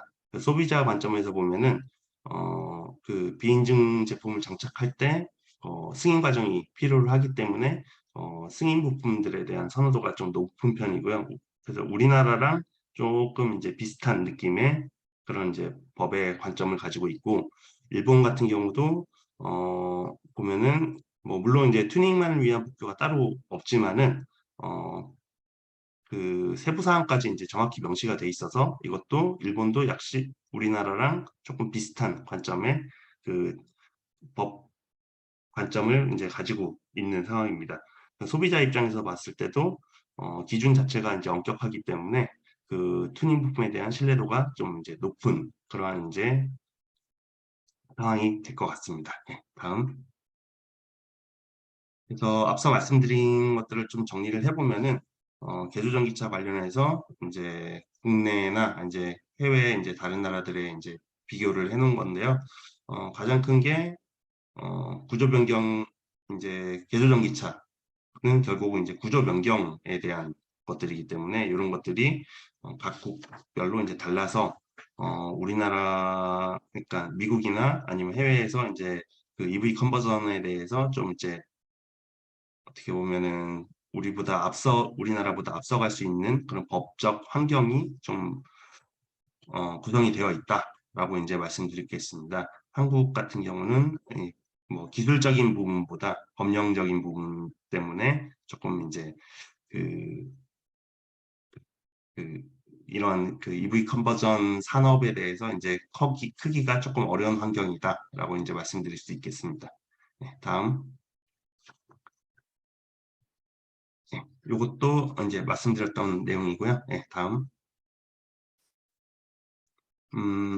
이제 해외, 그러니까 개조 전기차 현황을 보면은 뭐 GM이나 아니면 폭스바겐이나 아니면 이런 데서 이제 다양한 EV 컨버전 차량을 내놨고요. 다음. 마찬가지로 뭐 이것도 계속 이제 해외 사례들을 이제 말씀드리는 거고요. 다음. 예. 또 다음. 앞서서는 이제 튜닝에 대해서 이제 해외 법령들을 이제 말씀드렸으면은 이제는 좀 더 관점을 좀 좁혀서 이제 EV 컨버전에 대해서 이제 말씀드리도록 하겠습니다. 관련해서 미국에 대한 규정은 보면은 저희가 이제 조사한 바에 의하면 4,500kg 이하의 중량이고 그다음에 48V 이상의 전력 시스템 그리고 최대 속도로 봤을 때 40km/h의 규격을 만족할 것 그리고 모터나 배터리 등으로 인해서 중량 증가에 따른 기존 차체의 안전성 확보 그리고 전기차를 개조했을 때 연비나 충돌 안전성 규격을 만족할 것 그리고 뭐 기타 다른 것들은 이제 아래쪽을 보시면 되겠고요. 연방 정부에서는 이제 500에서 6,000달러 또는 이제 개조 비용이 한 50% 정도를 개조 보조금으로 지원을 하고 4,000불 한도로 이제 10%의 세금 감면 혜택을 적용해서 전기차로 개조하는 거를 적극적으로 지원을 하고 있는 걸로 저희가 이제 파악을 하고 있습니다. 예, 다음. 뭐 미국에 계시면은 더 잘 아실는지 모르겠는데 저희가 조사한 바로 의하면은 주마다 이제 보조금이 틀려가지고 오클라호마 같은 경우는 나 아니면 웨스트 버지니아 같은 데는 뭐 개조 비용의 50%까지 이제 보조금을 주는 형태로 장려를 하고 있는 그러한 상황이 되겠습니다. 예, 다음. 유럽 같은 경우는 저희가 조사한 바에 이제 프랑스랑 영국을 좀 조사를 했는데요. 프랑스 같은 경우는 5년 이상 등록된 차량으로서 주행 안전성이 확보된 차로 기존 중량 대비해서 20% 이상 초과되면 안 되는 한에서 이제 개조를 장려를 하고 있고요. 개조 전기차에 대해서는 개인한테는 최대 7,000유로 그리고 기업에는 최대 5,000유로 정도 보조금을 주는 걸로 저희가 파악을 하고 있습니다. 영국 같은 경우는 영국의 공도 차량 규정이라고 이제 뭐 하던데 그거를 이제 만족을 해야 되고 40년 이상 된 클래식카를 제외를 하고는 매년 MOT 시험을 통과를 해야 되는데 이 MOT 시험 같은 게 이제 차량 안전 그리고 도로 주행성, 배기가스 배출 같은 것들에 대해서 이제 연례로 이제 정기 검사를 하는 그러한 내용이 되겠습니다. 그런 것들에 대해서 이제 만족을 하면 자유롭게 이제 개조를 할 수 있는 상황으로 파악이 되고 있고요. 그 다음에 이제 승용차랑 벤에 한정을 해서 전기차 구매 보조금의 지원, 보조금에 대해서 이제 지원 대상을 포함을 하고 있습니다. 네, 다음. 이제 해외 사례는 그랬고, 이제 국내 한국에 대한 사례를 보면은, 뭐 여러 가지 이제 개조에 대해서 물론 법령이 이제 완비되지 않았지만은 여러 이제 스타트업 기업들이 이제 개조를 위해서 이제 노력을 하고 있고요. 다음. 여기는 제가 이제 법령이라서 번역을 하기에는 조금 오역이 될 수도 있고 해가지고 이제 한글로 이제 표현을 해놨는데요. 관련 법에 대해서 이제 있습니다. 자동차 관리법, 그러니까 EV 컨버전이 결국 지배를 받는 법이 자동차 관리법인데 그 자동차 관리법의 제 55조에 보면은 이러한 이제 내용이 있고요. 하위 규정에 보면은 자동차 튜닝에 관한 규정이 있습니다. 그 오른쪽 표에 보시면은 안전성 확인 시험 항목이라고 있는데 이게 이제 총 10가지에 대해서 이제 시험 항목을 이제 그 표현을 해놨고요. 요것들을 다 만족을 해야 이제 승인이 되는 그러한 내용입니다. 다음 장. 예. 그 안전성 확인 항목에 대해서 이제 나타난 게 요 10가지가 지금 보시는 화면인데요. 그 요것들을 다 만족을 하는 시험을 하려면은 총 저희가 이제 간접 추산해서 한 2억 정도 이제 소요가 됩니다. 사실 차 한 대를 개조를 할 때 2억을 주고 개조를 물론 그 개조 비용을 제외한 이제 승인 비용이 2억 정도 든다는 건데 그거를 감당하고 이제 그 개조를 할 만한 사람들은 없겠죠. 그래서 법적으로 개조가 허용이 안 되는 건 아닌데 할 수 있는 상황이 여건이 안 된다라고 이제 한국의 상황을 이제 말씀드릴 수 있겠습니다. 네, 다음. 네, 다음. 이게 이제 저희가 계속 이제 안전성 확인 시험 항목들을 저희가 이제 표현을 해놨던 것들이고요. 네, 다음. 네, 다음. 네, 다음. 네. 그래서 뭐 앞서 굉장히 많은 시험들을 거쳐야 이제 그 EV 컨버전을 할 수 있는 한국의 이제 환경인데 결국은 뭐 그런 환경을 포함을 해서 이제 말씀드리면은 계조전기차 같은 경우는 이제 결국 모터나 배터리들이 엔진을 물론 띄어내긴 하지만은 모터나 배터리 등이 무게가 이제 무게가 굉장히 크기 때문에 그런 것들에 대해서 중량이 증가를 하고 그다음에 중량 증가에 따라서 차체나 샤시 등의 이제 무리가 발생을 하겠죠. 그것들에 대해서 그 자동차관리법 내에서 주행시험의 세부 절차가 이제 미비한 상황입니다. 그래서 그런 것들이 결국은 이제 한국에서 그 EV 컨버전 산업이 활성화되기 위해서 해결해야 될 그 당면 과제가 되겠고요. 그것들에 따라서 그 저희가 이제 현재 지금 하고 있는 제가 이제 하고 있는 일이 계조전기차 관련한 인증 기준을 마련하는 게 이제 어떻게 보면은 현재 그 가장 큰 한국에서의 당면 과제라고 할 수 있겠습니다. 다음. 그래서 이제 저희가 지금 앞서 말씀드렸던 여러 가지 이제 규제들에 대해서 한국에서는 그 규제 자유 특구 그러니까 뭐 라는 것들을 제도를 이제 운영을 하고 있는데요.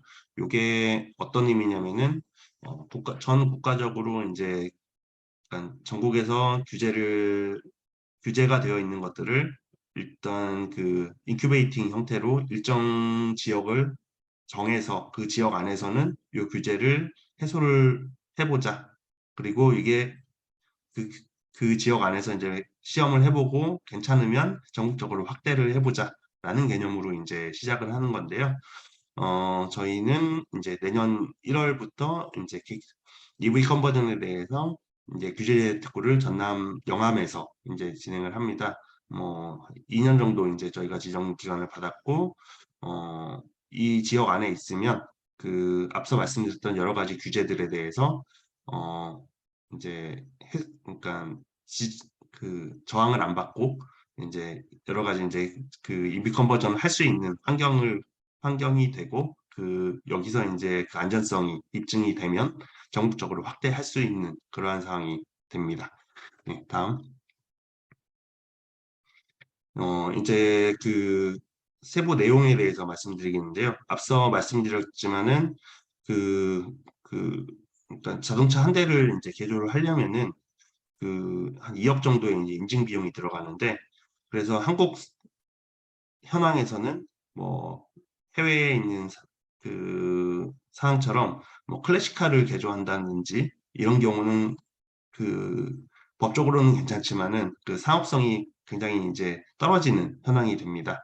그래서 저희가 타겟으로 하는 거는 가장 많은 차종, 그러니까 한국에서 가장 많이 팔리는 차를 컨버전을 한 대를 해놓으면 그거를 이제 준용을 해가지고 그래서 다른 차로 이제 그 확대할 수 있는 그러한 이제 상황을 만들기 위해서 대표 차종을 한국에서 가장 많이 팔리는 총 이제 9대를 선정을 해서 그 9대에 대해서 최적 안전 중량을 도출하기 위해서 소형은 150kg에서 250kg, 그리고 중형 대형이랑 그다음 화물 같은 경우는 300kg부터 450kg까지 차종별로 이제 중량 구분을 해서 그 실증을 하는 그런 상황이고요.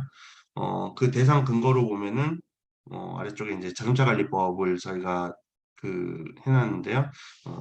이제 55조에 보면은 경소형 자동차의 경우 차량 중량이 120kg을 초과하는 경우나 아니면 중형차의 차량 중량이 200kg을 초과하는 경우는 튜닝에 대한 승인이 안 된다라고 이제 규정이 되어 있습니다. 이 부분을 이제 개선하기 위해서 저희가 최대 450kg까지 그 중량을 증가해서 주행 실증을 하고요. 그 다음에 예, 그렇습니다. 다음.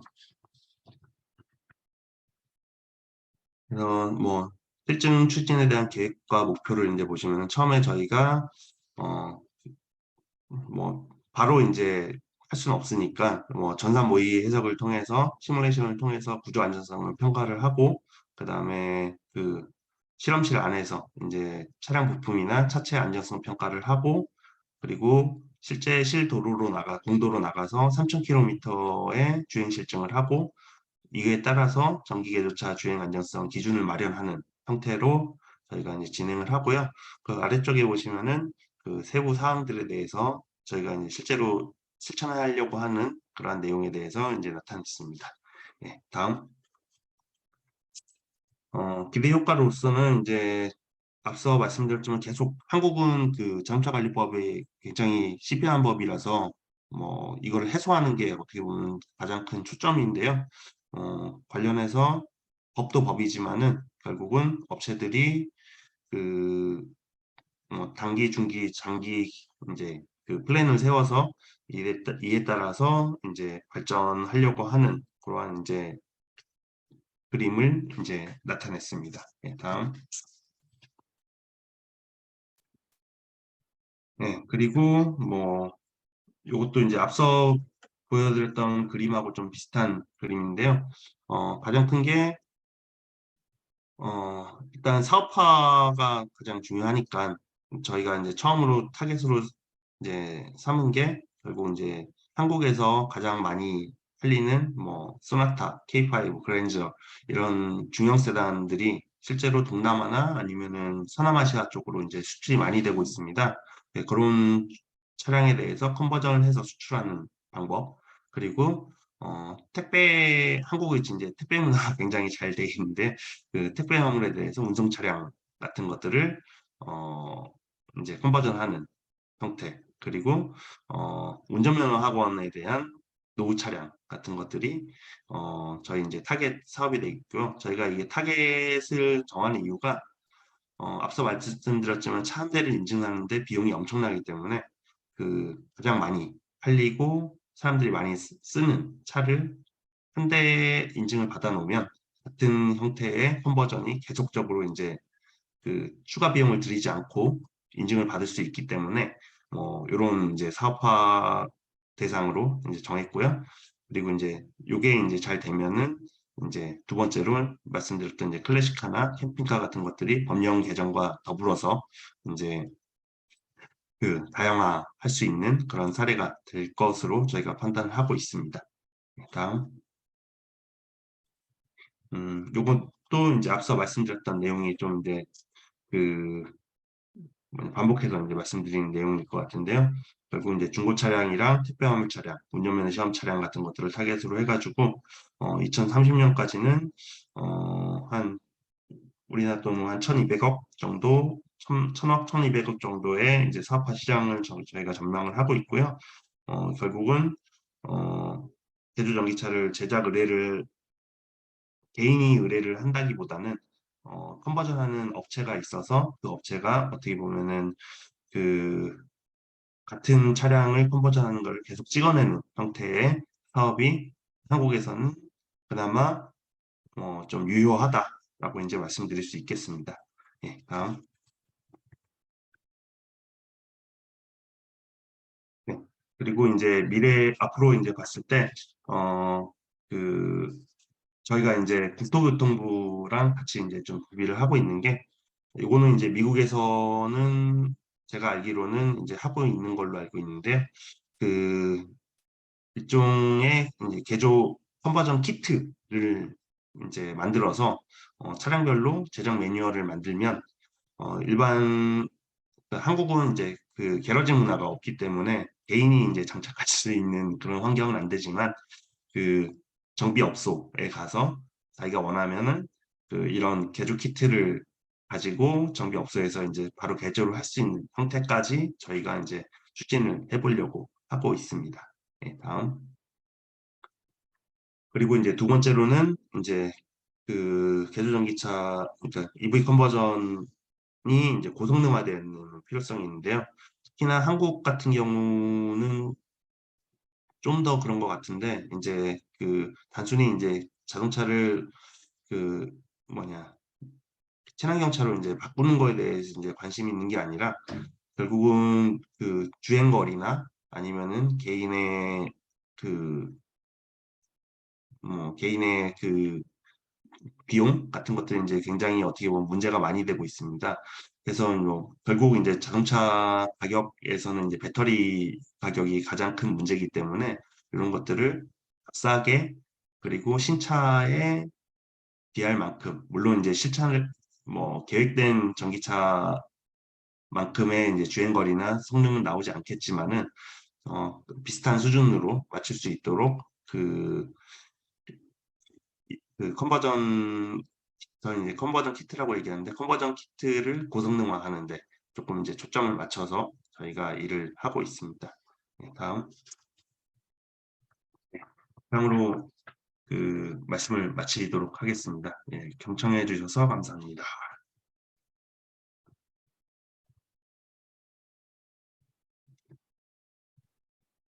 저희가 그 질문이 두 개 있는데요.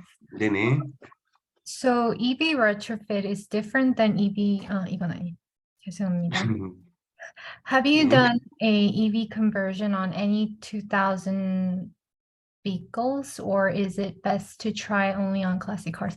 이거는 제임스님께 해주셨고 발표자도 받으실 수. 네, 이게 네, 이거는 뭐 공유하셔도 될 것 같습니다. 예. 네, 감사합니다. 네. So last, Professor Sam Min will now close the symposium for us. Thank you, everyone, for attending the 2022 KAEA Symposium. I hope you learned something new, something valuable for your business.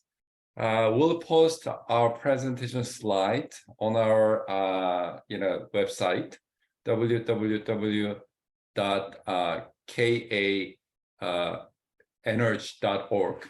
And please visit the website, and we'll send you a reminder. And if you have any question, please let us know. And if you want to have any feedback, please post your comments on our website. Thank you, everyone, again, and have a great day, those in Korea, and good evening and good night, those in the United States. Thank you.